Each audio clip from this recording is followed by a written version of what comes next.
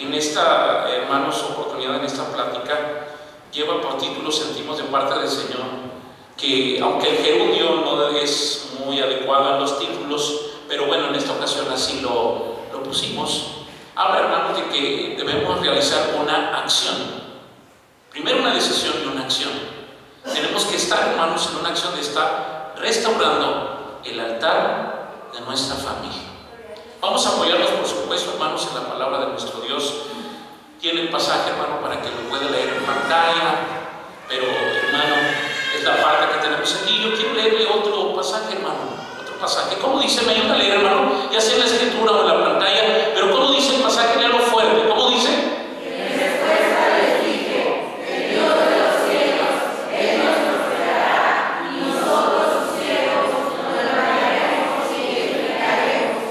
Porque déjenme leerles, hermanos, el mismo libro de Nehemías 4:14. Después miré y me levanté y dije a los nobles y a los oficiales y al resto del pueblo: no temáis delante de ellos, acordaos del Señor grande, temible, y pelead por vuestros hermanos, por vuestros hijos y por vuestras hijas y por vuestras mujeres y por vuestras casas. Gracias, Señor. Siéntese, mi querido hermano. Me dijeron que tenía como 2 horas, así que siéntese, acomódese. No, hermano, no soy tan extenso, pero vamos a procurar, hermanos, estar nada más en estos momentitos. Esta imagen que tenemos aquí, bueno, no se alcanza a percibir muy bien. El artista era muy oscuro en sus pinturas. Esta, hermanos, es una obra de arte que se encuentra, hermanos, en los grandes museos en los cuales es depositada, hermanos, es resguardada la obra de los grandes maestros del arte. Y en este caso, hermanos, tenemos una pintura que se llama La Ronda de la Noche. El pintor es Rembrandt. Él vivía allá en los Países Bajos, Holanda y toda esa parte de allá. Es una verdadera obra de arte, pero es una obra de arte monumental, no es una pintura pequeña, sino que es, hermanos, un cuadro monumental. Está inclusive incrustado en su marco, hermanos, en una pared muy grande del museo. Pero el 14 de septiembre de 1975, un desequilibrado mental, hermanos, atacó esta obra. Se metió al museo. Y entonces, hermanos, en unos ademanes, hermanos, que nadie puede entender, inclusive, hermanos, sacó, hermanos, una navaja, y entonces se acercó al cuadro y de alguna manera, hermanos, empezó a rasgar esta obra de arte de tal forma, hermanos, que precisamente el lienzo se dañó de una forma, hermanos, terrible. Por supuesto que tomaron a este hombre y le tomaron la navaja para impedir que siguiera haciendo daño a esta obra de arte, pues tan monumental y de tanto valor que estaría ahí en este museo. Estaba loco, estaba desequilibrado. ¿Cómo es posible que una obra de arte que no podía ser vuelta a tener en su situación del pintor original, de la mano del artista, pues fuera dañado de esa forma? La restauraron. Buscaron, hermanos, los que se denominan curadores, aquellos que buscan restaurar las obras de arte, y lo lograron. Por supuesto que con algunas averías y algunas consecuencias. Y lo volvieron a colocar en esa pared del museo. En 1985, otro visitante, hermanos, roció, hermanos, la pintura con un spray que llevaba, hermanos, y contenía ácido. Volvieron entonces este hombre, hermanos, en otro hombre con su a rociar esta pintura en una sinrazón, en una situación, hermanos, quizás solamente para llamar la atención. De inmediato los curadores empezaron a derramar sobre la pintura, hermanos, los elementos químicos necesarios para que no le hiciera daño. Y por supuesto que otra vez esta obra tuvo que ser llevada por los especialistas, puesta en un lugar, hermanos, donde dedicaron horas, le dedicaron tiempo, le dedicaron dinero para volver a restaurar esta obra de arte.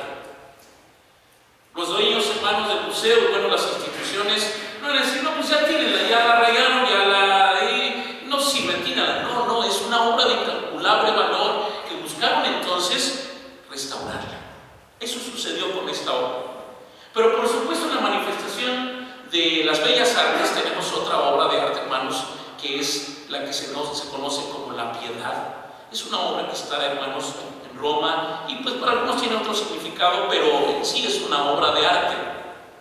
Entró otra persona, hermanos, en esta obra diferente, y con sendo martillo, hermanos, tomó, hermanos, con sus fuerzas y empezó a aplicar, hermanos, golpes terribles a esta escultura. estructura, la dejó terriblemente dañada. Volvemos entonces a la situación de que una obra de arte, tal como esta, hermanos, que fue, hermanos, el artista, hermanos, Miguel Ángel, el autor de esta pieza, pues no era de desechar y decir, bueno, pues ya la golpearon, ya la rompieron, sáquenla del museo.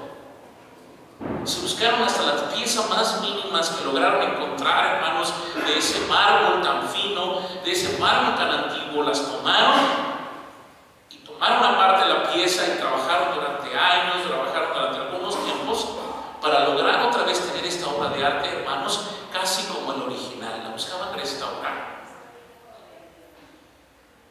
Si esto hacen los hombres, hermanos, con obras de arte, si esto hacen los hombres que le dan cierto valor a la pintura, a la escultura, y le dan cierto valor, porque lo tiene como una obra, hermanos, majestuosa en cuanto al aspecto artístico, ¿cuánto y más debemos entender, hermanos, que Dios es el artista y el arquitecto supremo? Gloria sea al Señor. Él creó, hermanos, y fundamentó, diseñó a la familia. Él la instituyó. Él la formó, hermanos, y la puso desde un inicio, hermanos, desde el inicio, hermanos, de que fue colocado el hombre. No fue bueno que el hombre estuviera solo y puso, hermanos, para él ayuda idónea y formó a la familia. Eso entonces es una obra de incalculable valor, hermanos.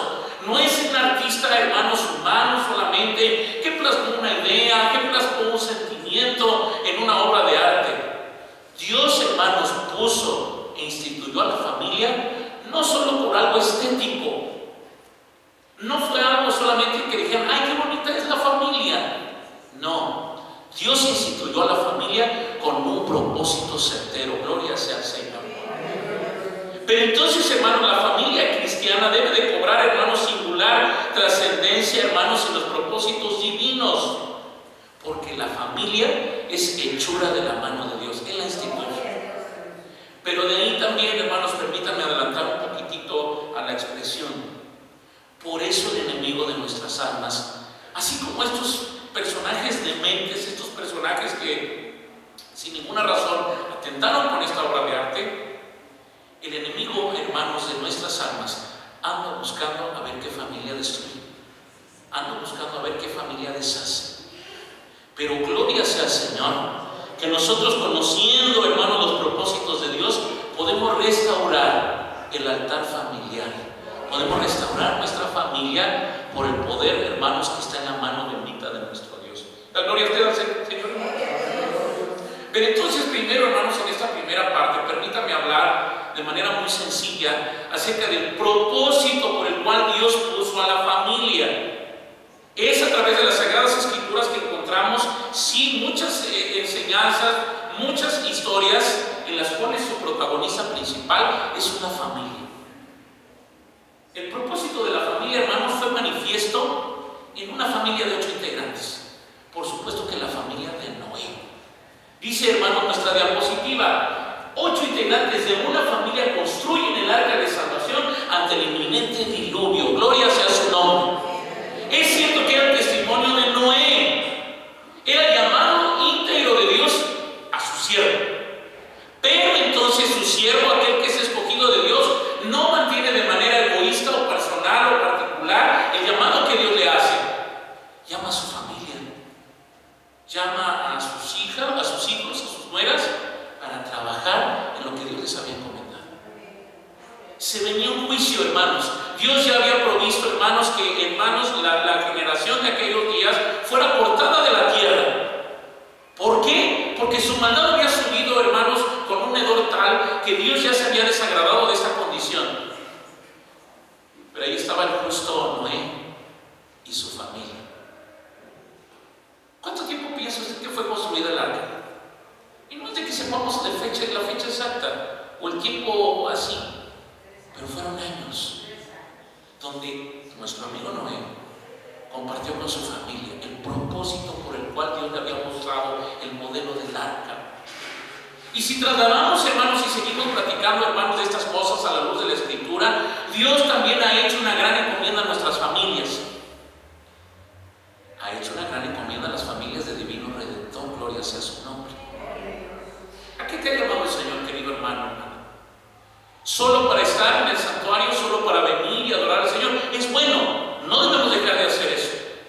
Pero nuestro querido Noé comparte el propósito a los suyos, a su familia. No se queda callado. Les tiene que decir: oye, viene un juicio sobre la tierra y va a llover.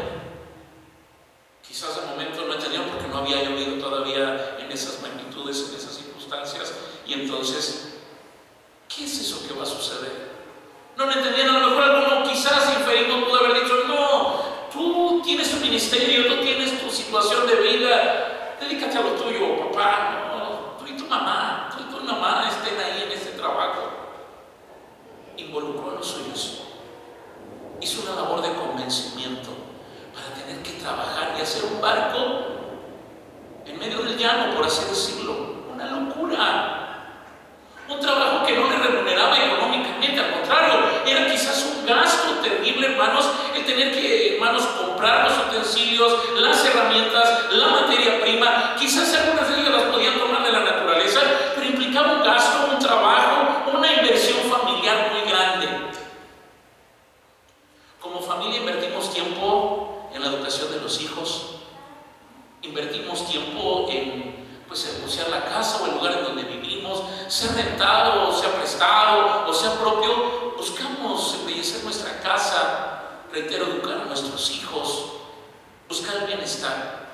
Pero aquí este trabajo era externo, por así, si usted lo quiere ver así. Es un trabajo de Dios. ¿Por qué no manda a los ángeles?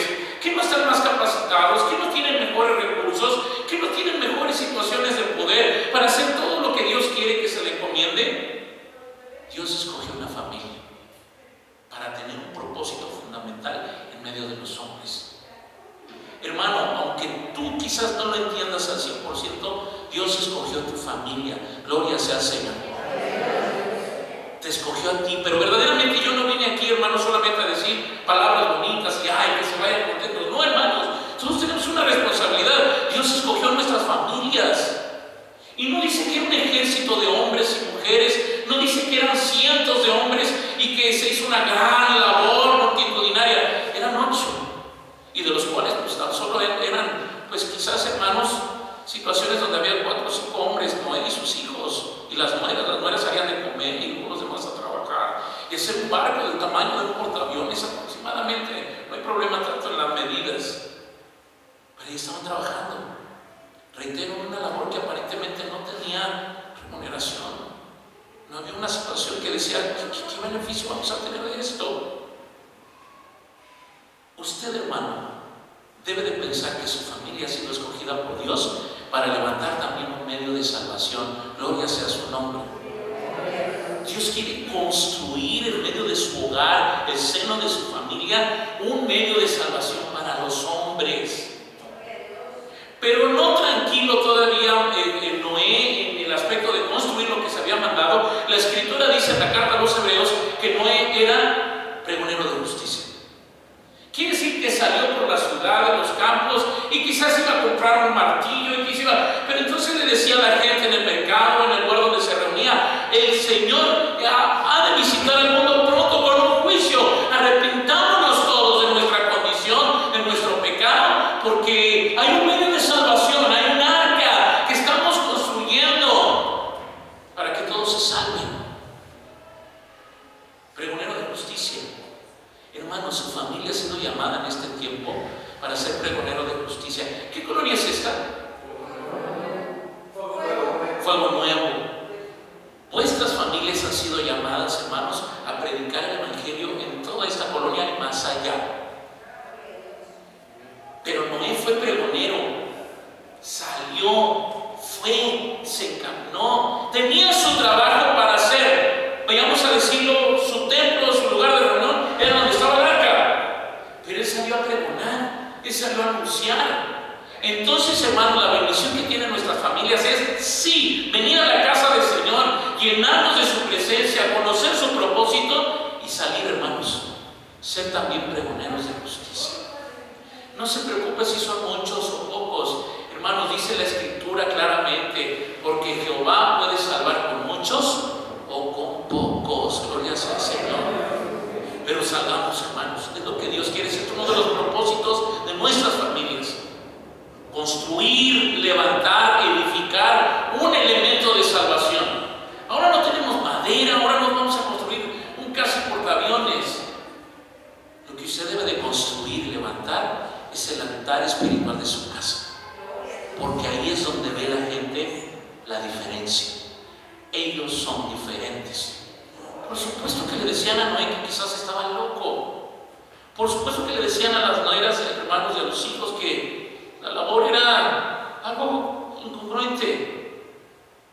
Pero cuando vino el diluvio, hermanos, y se los llevó a todos, hubo testimonio de que esa arca construida fue el único medio de salvación. Y ahí fueron salvos Noé, sus hijos y sus esposas para la gloria de Dios. ¿Cuándo saldremos, hermanos? Yo les decía luego a los muchachos, tuvimos la oportunidad, perdón que hable en primera persona, hermanos, pero nuestros muchachos, nuestros jóvenes, nuestra iglesia, buscamos entonces a las almas, hermanos, y tenemos medios, tenemos recursos, tenemos cosas que hacer y llevar. Sí, cuesta trabajo, pues sí, hacer un arca en medio de invierno cuesta trabajo, es laborioso, es cansado, pero Dios siempre respalda su obra. Gloria sea al Señor. Ese es uno de los propósitos, hermanos. Pero viene otro propósito en otra familia, en otro seno familiar, papá, mamá. Pero aquí había un asunto importante. De la familia de un hombre errante, sin tierra propia, fue constituido el pueblo de Dios. Por supuesto que estamos hablando del patriarca Abraham. No tenía tierra, no tenía una situación propia, no tenía recursos. Si usted quiere, entonces, no tenía recursos ni respaldo. Cuando tenemos una dificultad, ¿a quién recurrimos? A la familia. Oye, mi papá, si todavía está el papá, fíjate que tengo esta otra situación. Oye, mamá, fíjate. O mi hermano, o mi hermana. Ay, de repente luego no se hablan los hermanos, pero cuando hay problemas, se unen, se ayudan. ¿A quién acudimos? A nuestra familia. Son el recurso primario que Dios nos ha dado, los nuestros. Aun cuando no están ahorita aquí en el conocimiento del Evangelio, son un recurso que ya les dio Dios, hermano. No menospreciamos a nuestra familia que no conocen el Evangelio. Bueno, no lo conocen, pero es algo que Dios ya me dio. ¿No da gloria a Dios, hermano? Por nuestros hermanos, por nuestros papás, y ya lo voy a estar extendiendo, que si los primos, que si los tíos. Pero ellos no tenían nada. Sal de tu tierra y de tu parentela. Parece incongruente. Dios quería instaurar una nueva familia, pero salte de tu familia. Salte de la comodidad familiar. Para que salgas y vayas al camino y conozcas mis propósitos. Porque tengo un propósito en ti. En ti serán benditas todas las naciones de la tierra. Todas las familias de la tierra serán benditas por medio de ti. Qué grande propósito, hermanos. No es un propósito cualquiera para esa familia. Pero volteo a ver a las familias de la iglesia y volteo a ver a las familias de la iglesia, hermanos, del Divino Redentor, y digo, hermanos, nosotros tenemos recursos. Olvídese de los materiales o de los económicos. Nosotros tenemos recursos. Tenemos la bendita palabra del Señor. Tenemos su casa, tenemos un santuario donde juntar, donde trabajar, donde hacer. Tenemos la oración. Divino recurso, hermanos, donde Dios nos escucha y nosotros escuchamos a Dios. Tenemos recursos, nuestras familias no están solas, nuestras familias no están dejadas a la deriva. Ahí va errante Abraham, sin tierra y sin parentela, sin aparente futuro claro por delante, porque ni siquiera sabía dónde llegar. Pero entonces, hermanos, el propósito se cumplió en él, inclusive de manera sobrenatural. Dios está con nosotros también de manera sobrenatural, con nuestras familias, interviniendo, haciendo, pero es necesario dejar la comodidad, hermanos. Queremos propósito para nuestra familia cristiana. Queremos que en nuestra familia sean benditas las familias del vecino. No, el vecino no. Siempre me avienta su basura y cuando voy en las mañanas, no, mi vecino no, por favor. Estamos llamados a ser, hermanos, bendición a todas las familias de la tierra. Porque así nos llamó a nosotros. Para hacer bendición cuando vayas con tu vecino, cuando vayas con tu compañero de trabajo, cuando estés en el lugar de los compañeros de la familia de tus hijitos que van a la escuela, estás llamado a ser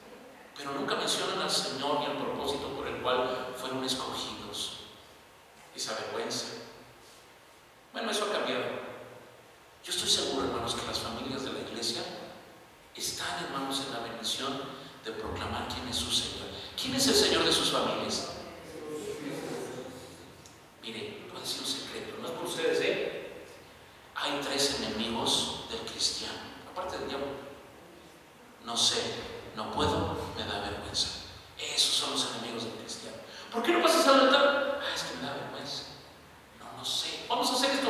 No, no puedo, me da vergüenza. Esos son los enemigos del cristianismo. El cristianismo es poder, hermanos, para salir a anunciar y sin pena alguna. Por eso yo le pregunto a usted ahorita otra vez: ¿es Cristo el Señor de su familia? Gloria sea al Señor. Porque entonces ni vergüenza, ni abstinencia, ni nada. Cristo es el Señor de mi casa y me ha puesto para hacer bendición a mi vecino que siempre me desvela porque pone la música a todo volumen y ya no lo aguanto y digo: ay Señor, no me deja ni dormir, ahora que me robaron una hora peor todavía. Y decimos: Señor, yo quiero ser bendición para esa familia. Tiene que levantarse a eso, pero tiene que salir de su comodidad, salir de su tierra y de su parentela para hacer bendición a todos los demás. ¿Estaría dispuesto, hermanos? Tiene que estar dispuesto, porque si no, no va a recibir tierra prometida. Si usted no cree, si Abraham no lo hizo, no recibió, por fe nosotros recibiremos, hermanos. Ese es el propósito de nuestra familia, ser bendición a otras familias. El primero, ¿cuál fue? A ver, ya se me olvidó. A mí ya se me olvidó. ¿Cuál fue el primer propósito de Noé y su familia? ¿Cuál fue? Construir un elemento de salvación, nuestro hogar, que se vea que se edificaron nuestra casa y que la gente vea y busque un medio de salvación. El otro es, pues, obviamente, salir de nuestra comodidad, de nuestro confort y que a través de nosotros, por su gracia, seamos también, hermanos, un medio de bendición para los demás. Si veo que la familia se está peleando y tienen un problema donde tienen una necesidad, digo, no llego en medio del pleito, llego en el momento en que oré y le digo: Señor, dame gracia para ir con mi vecino. Andan, pero sin ¿qué puedo decir? Dame bendición para hacer bendición a ellos. Pero si yo, en cambio, hermanos, no cumplo en mi casa, estoy con situaciones también que ahorita vamos a platicar de estas cosas, pues como que no cuadra. Y por eso nuestro testimonio no es tan real. Pero el título es, hermanos, de que si tenemos alguna necesidad podemos restaurar nuestro altar familiar. Dios es bueno e infinita su misericordia. ¿De gloria a Dios, hermanos? No, de gloria a Dios. Hubo otro propósito en medio de otra familia. Dice, un hombre de un linaje familiar antiguo es constituido rey de Israel. Dios constituye a las familias de la manera, hermanos, en que el Señor quiere. Si usted recuerda, hermano, la historia de Ruth y Noemí, encontramos que la moabita no pertenecía al pueblo de Dios. Bueno, se había casado con alguno que era del pueblo de Dios, pero se le murió. A veces pedimos y pedimos mal, porque aquella mujer a lo mejor pidió: sana a mi esposo, que no se muera, porque lo veía consumirse, lo veía en su debilidad y ya no había sustento para la casa y al fin se murió. Señor, tú que eres con los israelitas y los judíos, levántamelo, que se nos murió. Y a veces vemos destruida nuestra situación familiar, habemos destruido los propósitos que pensábamos tener en Dios. Pero Dios siempre se provee, hermanos, elementos mejores. La gloria a Dios, hermanos. Y de esta moabita, excluida, pagana, gentil, se provió Dios para sí. El abuelo del rey de Israel, la abuela del rey de Israel, fue provista a través de esta mujer. Por supuesto que la historia la encontramos, hermanos, en este precioso libro. Hermanos, en muchas ocasiones nosotros nos habremos equivocado, habremos cometido, hermanos, y hemos hecho y tomado decisiones equivocadas delante de la presencia del Señor. Y a veces nos constituimos también como que, pues, no muy cristianos y como que medio moabitas. Somos medio moabitas de vez en cuando.